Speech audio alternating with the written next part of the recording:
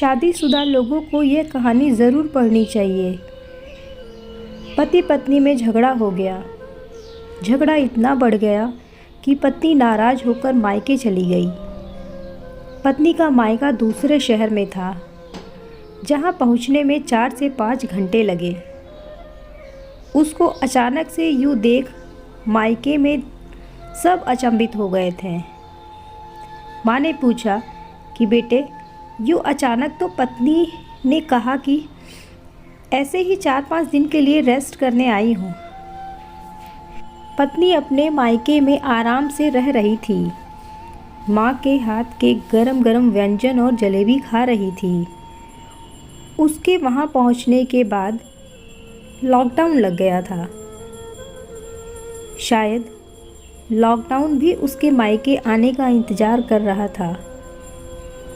कई दिन बीत जाने के बाद पत्नी को पति की याद आने लगी, क्योंकि उसे अपने पति से बात करे हुए काफ़ी टाइम हो गया था। उसने फ़ोन नहीं किया तो उसके पति ने भी उसे फ़ोन नहीं किया था, क्योंकि वो भी उससे बहुत नाराज़ था। पति घर पर अकेला ही था।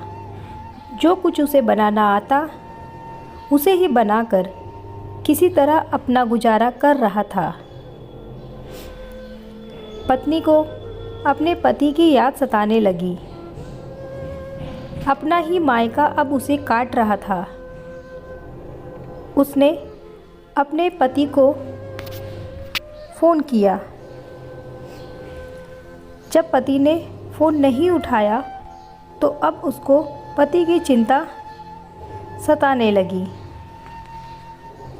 उसके दिमाग में कुछ कुछ ख्याल आने लगे और वो रोने लगी।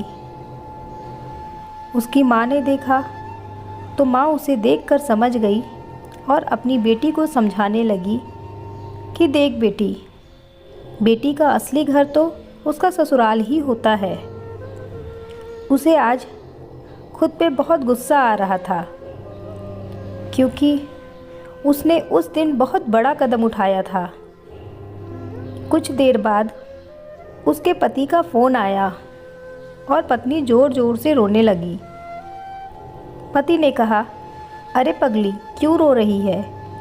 पत्नी बोली, मुझे माफ़ कर दो, मैंने अपने गुस्से में बस।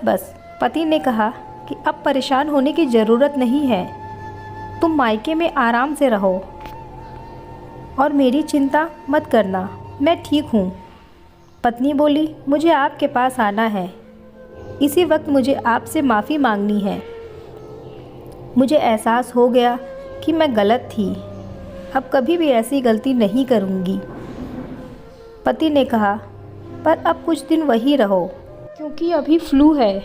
जैसे ही लॉकडाउन ख़त्म होगा मैं आपको लेने आ जाऊँगा। और पति ने फ़ोन रख दिया। 2 महीने बाद पति अपनी पत्नी को लेने आए। पत्नी अब पति के साथ घर आई। पत्नी अपने पति से नज़र नहीं मिला रही थी। उसे इतनी झिझक थी कि झिझक में चाय में शक्कर की जगह नमक डाल दिया और वो चाय लेकर बाहर आई और चाय अपने पति के सामने रखी। पति ने जैसे ही चाय पी, वो एकदम गुस्से में आ गए। उसने अपनी पत्नी को चाय पीने को कहा। पत्नी ने एक सिप लिया। फिर क्या था?